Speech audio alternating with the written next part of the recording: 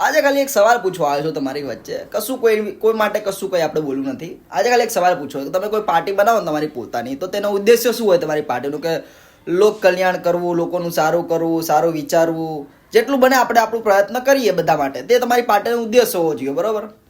હવે બીજું શું વિચારે કે આપણે ઓપોઝિશનમાં જે કમી છે તે કમીને આપણે કઈ રીતના પૂરી કરી શકીએ અને તેવી રીતે કઈ રીતના પ્રચાર કરવો, રાઈટ? આ એક હોય નોર્મલ વસ્તુ છે. હવે અત્યારે બીજેપી કેમ ફર્સ્ટ નંબર ઉપર ચાલી રહી છે અને કેમ રહેશે ફર્સ્ટ નંબર ઉપર તે તમને કહું કે જે બીજેપીની ઓપોઝિશનની પાર્ટી છે, જે આમ આદમી પાર્ટી છે, કોંગ્રેસ છે, વોટ એવર, મમતા દીદીની પાર્ટીને વોટ એવર, કોઈ પણ પાર્ટી હોય, તે એમ નથી કહેતી કે મોદી સાહેબે આટલા રૂપિયાનો કૌભાંડ કર્યો નથી.